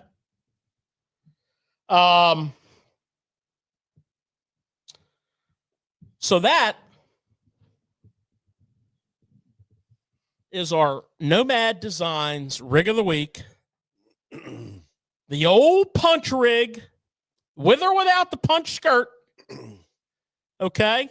I want to reiterate on this punch skirt, people. Experiment both ways. Okay. If you're around bluegill, or depending on where you live, you might call them brim, or baby perch, or baby white perch. This does give you a enhanced profile. Okay. Now you can trim this skirt just like you'd trim a skirt on a jig. I do it all the time. You can thin it out. If you don't like it that thick, just rip a few strands out. Okay. This is a killer skirt. It's a killer setup. It protects your knot. That setup right there is absolute. I mean, we can't tell you how many times that rig works over just a straight punching thing. So it's something that, you know, they make a jig. They make jigs for Okeechobee. They have double wee guards on them, and they're this thing, and they're real heavy. But that goes through the cover better than any jig will ever go through the cover. And you're gonna be able to present that bulkier bait, that jig style bait, in all those situations. And then don't sleep on your reservoirs where you got that deep water with thick grass in it. That I'm telling you, I've seen that just absolutely slay them. And it's a little secret thing that guys are doing that don't talk about it. They absolutely don't talk about it. I usually do something in, of course, a green pumpkin family. Yeah, they have Dirty Jigs has some of the greatest greens out there. And of course, I do something in a black and blue. And I'd like to let this slip. A lot of times, I put a black and blue skirt on a green pumpkin bait. That's just something I like to do. It looks like a bluegill. I like the flex in there. I like a little bit of orange spike it on the tail when I'm around bluegill. Yeah. I want you to pay attention. Now, I've been on the Potomac River a number of times in the dead of summer, a number of times where from a distance, I've looked at mats and they were covered. And when I say covered, I'm talking dozens of demon crawl colored crawfish walking around on top of the mat. Now, I always carry some red sweet beaver in my boat for that. Okay. Always. Well, you definitely carry red spike it, and I carry orange spike it too. I carry a red. That's what I carry. I carry a red sweet beaver. And then I in my boat I paint for the when I belly see up. that. Okay. And when I get up on that mat, it's fixing to go down. Now, one thing I want to talk about on these mats. So let's not talk about clump grass. Okay. We're going to have laying on our front deck. We're going to have our 1/4 ounce rig for wood and clump grass flipping. We're going to have our 3/8 ounce rig. Okay. Now, if you like 5/16, okay, whatever makes you happy. 1/4, 3/8. And then we're going to get in some thicker grass and we're going to have 1/2 or 3/4. Okay. But then we're going to get into the mat. And I want to specifically talk about the mat and the 1.5 ounces, 1.25 ounces. And, you know, what I do is I push my boat in there. Normally, if I have some fish found in a mat, I come running up the river or up the lake. I turn on the mat. I come charging in towards it. Stop, shut the motor off, start trimming, and let the forward momentum carry me in. And then what I like to do is I like to systematically, because that's how my mind works, I like to systematically flip my way around the boat. I like to flip close. I like to flip a little farther out, and then I like to flip as far as I'm comfortable. Then I move over 3, 4, 5 feet and repeat the process. It's very systematic, makes me feel good, catch a lot of fish doing it. But I want to tell you about something. A lot of times, to Mike's point, they eat it on the drop, and you can hear it, as that rod's getting pulled down. You don't have to panic. They're not letting go of it. You flip in, you're like, oh, I think that's a bite. And it's kind of like, you got them. Okay, set the hook. But sometimes you don't get bit there, and you're convinced. There's bluegills popping through the grass. You're convinced. At that point, I bring the bait up, and I bang it off the underside of the mat. Bang, bang, bang. 4, 5, 6 times, and then drop it. Because I'm convinced there's a fish there. So this is not like who can flip the mat the fastest. This is like who can flip the mat the most thoroughly. Because when you find a knot of them or a wad of them and you play it cool, you're going to catch a pile of fish without moving your boat. And I'm glad you brought that up because I found this out last year. I'm in Florida and there was a good flipping bite. But what I found out the hard way, and you're going to say that's Florida, is you can get in this rhythm where you're trying to flip as fast as you can, trying to hit as many targets as you can. What I found out was they didn't want it that way. You had to work a little bit for it. So when you flipped, you had to work it, just like you said. You couldn't just flip in, jig it once, reel in, flip. You were never going to get bit. No. They wanted you to finesse them a little bit. It's like Kevin Van Dam says, you need to fish as slow as you can fast. Yeah, and it's hard. There's a time and a place for, you can call this power fishing. This is a big rod, big line, big hook. But there is a finesse aspect here, and you're completely immersed in this thing with a lot. So here's how I develop it. It sounds good, George, but the problem is the grass bed on my lake is a mile long. That is a problem. That grass bed is a problem. And there's only a couple of boat-sized spots on that grass bed where there's fish. So let's go back to the eyes and the ears. Okay, pick up a chatterbait, pick up a frog, and start working this grass. And I want you to look. I want you to listen. I want you to pay attention to movement in the grass. I want you to pay attention to sounds, popping, clicking. I want you to pay attention to, birds that are congregated at a certain area of the grass. If there's a bunch of egrets or herons congregated in one area. In other words, there's clues out there. You know what I'm saying, Mike? Oh, you're missing a big one, but I ain't going to say it. Come on, man. Drop it on me. Well, that time of year when you are fishing mats, it's later in the year. So, there's mats and then there's true mats, especially on a tidal water body. You have mats that are created by low water, which is the grass that's standing straight up at high water will lay down over low water and make a mat. And it's usually really green and clean and washed out. The true mat is the nasty yellow, love that algae kind of cheese on top and the cans and the sticks. The Philadelphia Eagles Nerf football. Yeah, all that trash gathers on it. That's what they is considered a true mat. So at low tide, it's a mat, and at high tide, it's still a mat. And when George says you pull up on a grass bed that may be a mile and a half long, you can kind of look at it just visually and say, and start looking for that type of thing. Now, this is late August, September, and early October. That's when you're going to see this type of mat. But it takes that whole big body of water and goes like this. And you see the spots, the spots where you need to concentrate. That's a mat where a crawfish can truly live.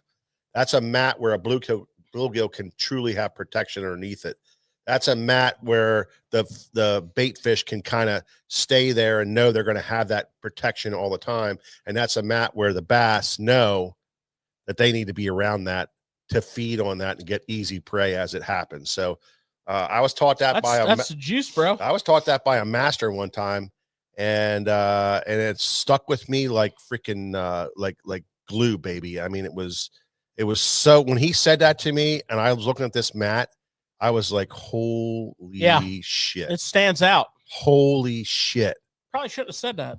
That's exactly why it's kind of like something you don't really want to say, because you're the one that said it. It's but this is for our guys. I was taught it by the juice. By Steve Kennedy. Steve Kennedy was the one that really taught me about two things. Number one, punching, and number two, the types of mats you want to punch. And he just laid that out for me. That's good stuff. And that's big. That's one of the biggest things. That's good stuff. But not only mats, George, but tell me about flipping and pitching. Well, when you said we're doing a show tonight on flipping and pitching, what the hell's the difference? I mean, we used to differentiate, okay, but we don't differentiate anymore.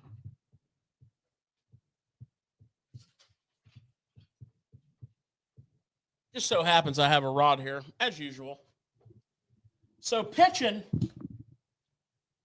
is use of the reel. If you want to get technical, nobody really flips. Well, I shouldn't say nobody. I do.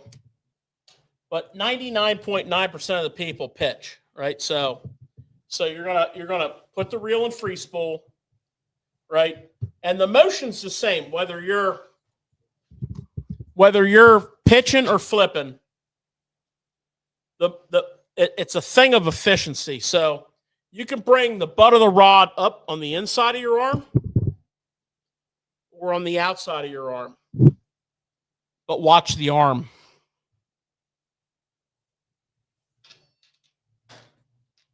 Everything's compact and inside.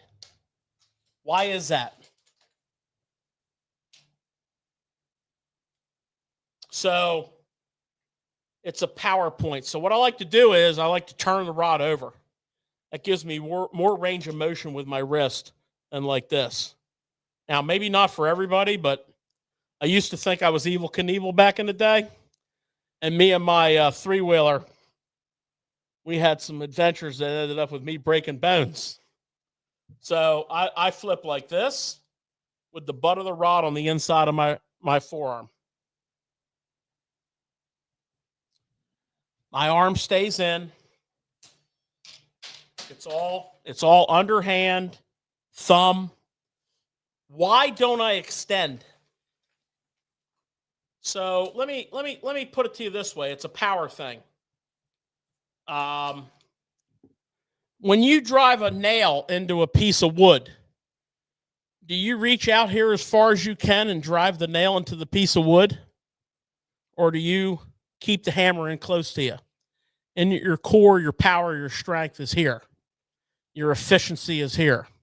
So pitching and flipping, if you're that guy that's like, you're doing it wrong, bro. Okay, you want everything inside. You want everything tight. Now, flipping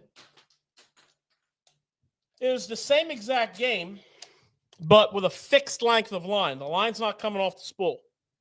So flipping, all this is the same, but now we're using this hand to pick the line up and come back. And I want you to notice in flipping, your hand should end up, when the jig hits the water, your hand should end up right here.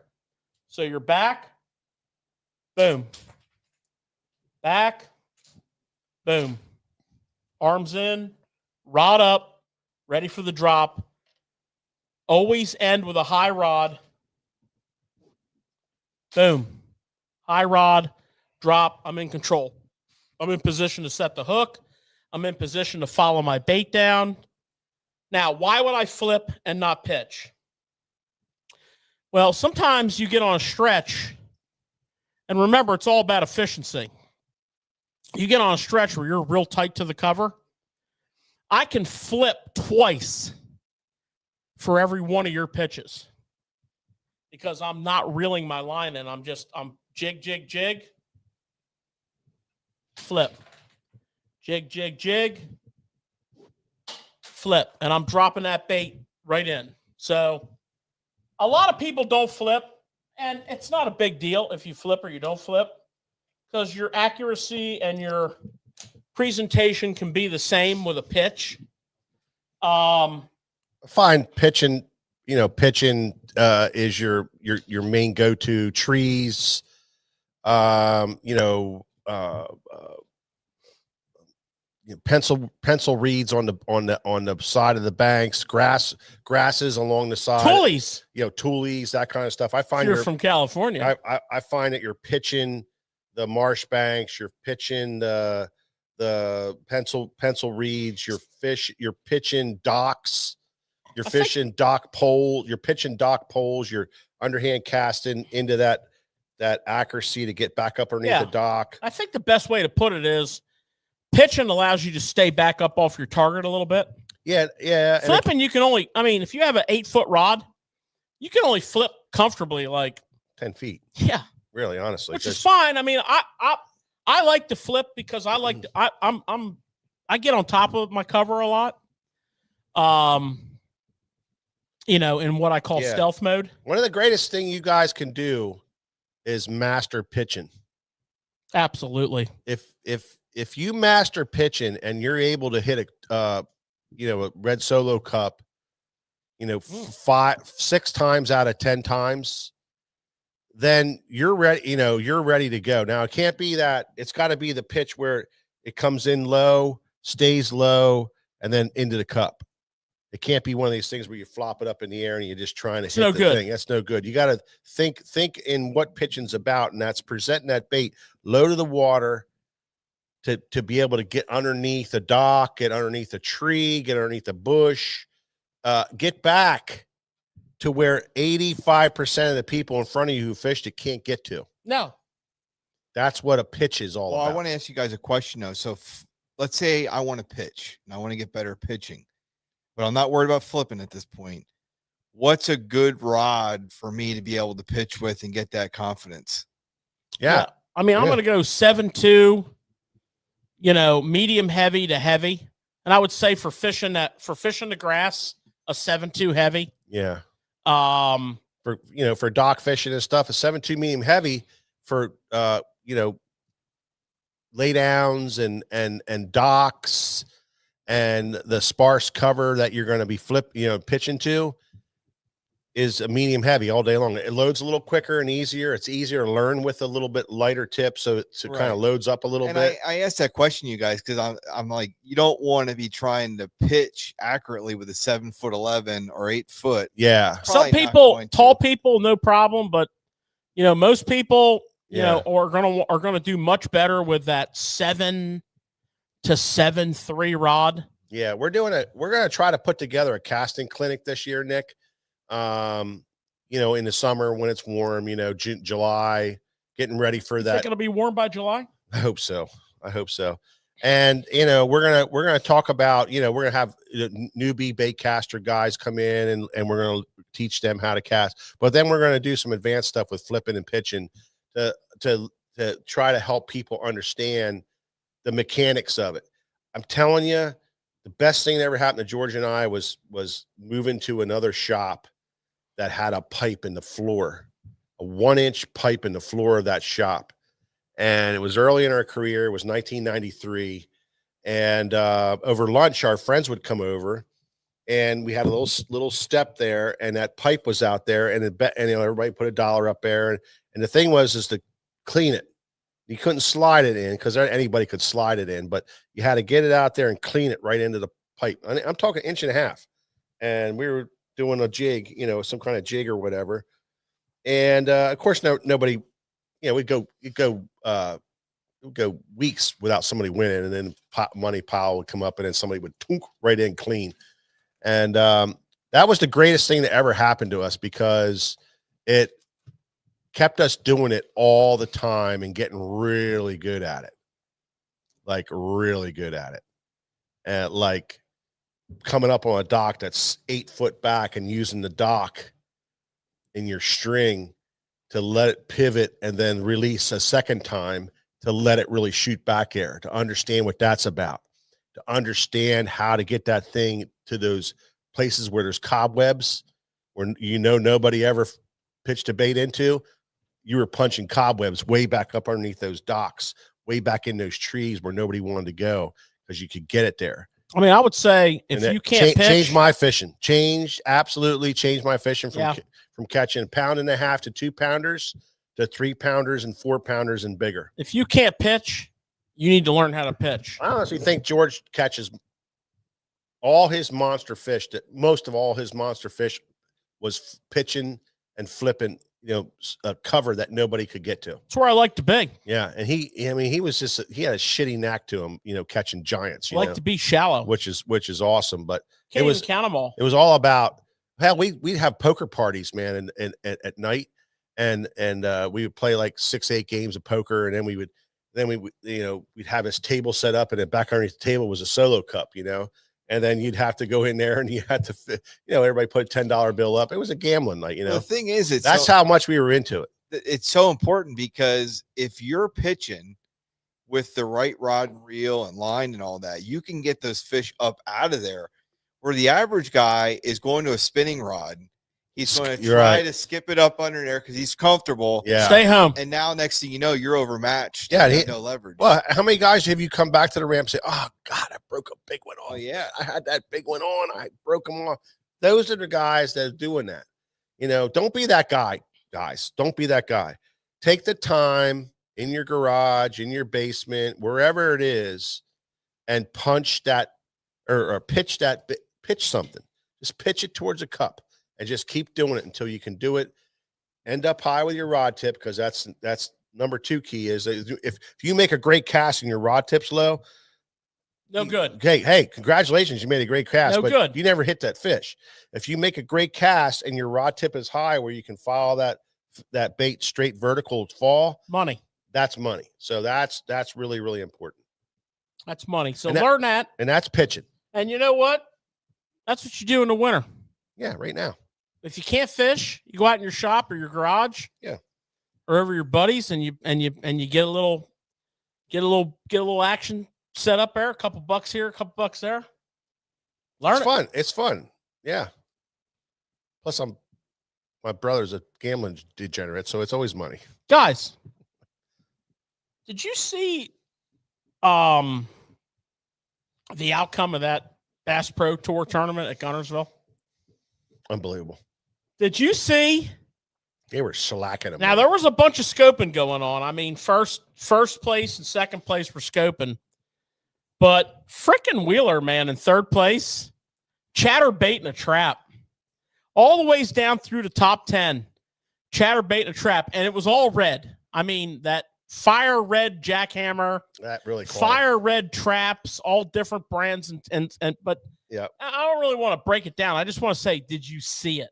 It did my heart good. Yes, first place did the majority of his damage scoping. They were allowed to do it one period, though, weren't they? Yeah, but they did a lot of damage. I mean, Drew Gill caught 200 and something pounds of fish during his combined scoping periods. Okay, 50 pounds a day scoping. Jacob Walker almost won the tournament scoping. But when they got into the non-scoping periods, traps, jackhammers, and jerkbaits up shallow. Yeah. And let me tell you something. They caught him. It did my heart good. It was cool. I don't know. Did you see that? I saw him catch a 7-pounder on a jerkbait. Yeah. That one dude. And it's really interesting. First of all, it's amazing what you just said stats wise. Even with one period. That's that's almost a cast. If Drew Gill would have been allowed to scope for the whole tournament, he would have had like 1,600 pounds in 4 days. But George, I remember at the beginning of this show, you said you were going to talk about this tournament. Just a little. And I think there was 4 things that you said you had. There's 4 things. Yep. The importance of the trap. When was the last time we talked about that in a major tournament?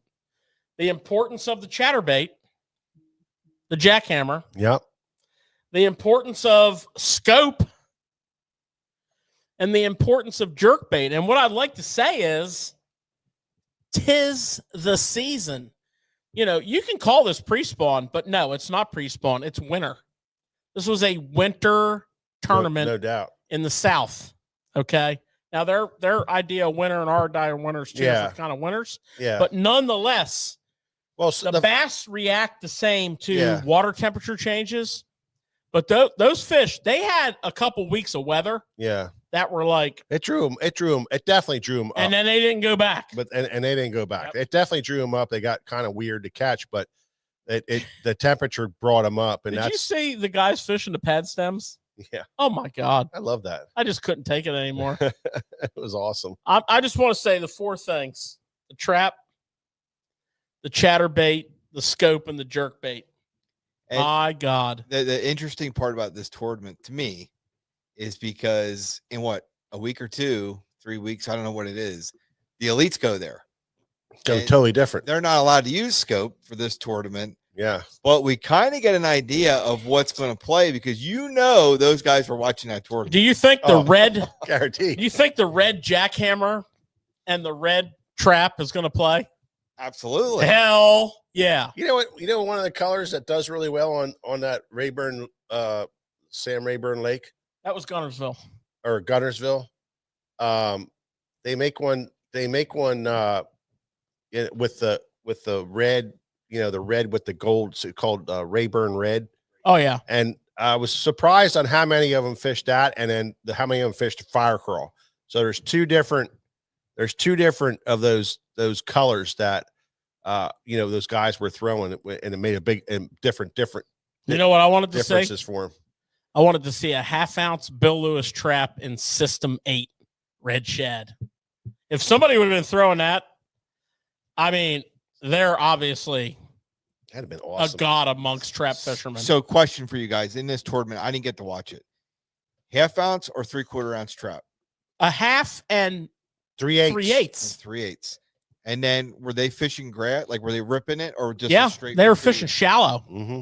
Shallow fishing. Shallow. The drone footage was phenomenal on that. Oh, it was incredible. When they would film, it just looked like it was just all water, and then that drone would start going up, and it would be the glare all of a sudden would switch, and you man, see the patchwork, the patches. That's awesome. And it was like textbook. It was absolute textbook. It was a beautiful tournament to watch. If you're old school power fisherman, you were like, hell yes. Yeah, and they caught them too, man. They caught 7-pounders. They freaking whacked them. And 6-pounders. Just blind casted. Now, here's something we talk about a lot. Now, we've had some good conversations on this about how a big tournament comes to town and ruins your lake. Well, Gunnersville is arguably as good as it's ever been. And there's like 11,000 tournaments a year on Gunnersville. Well. Slow your roll there, buddy. Oh. This is Gunnersville. This is a lake they stock 4 to 5 times a year. Well, now hold on before you start saying that. Slow your roll there, big fella. Huh? They stock it and they manage it every year. 2 to 3 to 4 stockings a year. You might want to back that up. No, I'm not going to back it up because not only does the state stock it, but then all these groups of people stock it. All these little private groups. If that's the case, that's a big deal. It's a big freaking deal. And they know that because of the pressure that's on that lake. There is absolutely no way in hell without that kind of backing from, there we go. From those people. Proclamations. No, without that backing from those people, would that lake be as good as it is? But to your point though, Mike, more lakes need to start doing that. Absolutely. Or it's going to go. Listen, I mean, you don't have to reinvent the wheel. Just look at Texas. Look at Alabama. Look at Arkansas. Look at Florida. Look what they do to make great fisheries, and then just do it. You don't have it. Don't reinvent the wheel. You might change the bass that you stock, but don't reinvent the wheel. And you can't tell that in Pennsylvania. You can't tell that to the Fish Commission because they don't understand the power of bass fishing. That's because the average age of the fish commissioners is like 81. Yeah. Okay. They don't understand the power of bass fishing and the power and the economic impact of bass fishing in the state of Pennsylvania from the Susquehanna River. They're more concerned with what's for lunch at the meeting than the meeting. Yeah. That's amazing, though, that these other states are doing that. But have you guys fished Gunnersville before? I've never been on it. Man, that sounds like a good I need to get there. You want to talk about a trip? That's a trip. And the other one we need to go to is Lake Fork. Yeah. I mean, we're crazy not to go to Lake Fork. And they do a good job. And that's too. So you're now you can hit one in Texas and you can hit one in is that Alabama or Arkansas? Alabama. So, you know, it's just different down there, man. The number of fish on those lakes, even starting in North Carolina on your way down, the number of fish in those lakes is different. Well, the other thing I think helps Guntersville is the luscious grass that they have. Well, no doubt. You know, no doubt. But now you can stock 350 largemouth at 7 inches because they put them in big, and they can have a place to go get protected. That's a big deal. Absolutely. I mean, and then they have a kicking start at it, you know. I don't know, man. It's just it's not rocket science. It really isn't. And these fish commission biologists are they communicate very well within other states, and you can see that happening. But our problem is to get the expense change from one thing to another, you know, from one style of fishing to another, and it's just never going to happen in Pennsylvania. Okay, well, I hope everybody enjoyed the show. I did. I hope you had a great time tonight as we did. I did. And I hope everybody can come Saturday for our Dawa Day. I'll be here and experience what that's all about and have a great time with us hanging out here. And then make sure you put on your calendar February 7th for Smallmouth Saturday, because that is going to be legit. And until next time, we're going to catch you on the next Tackle Shop Live.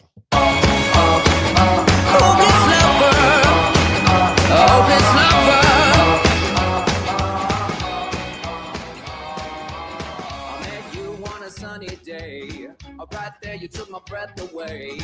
Young and pretty, was it just a dream?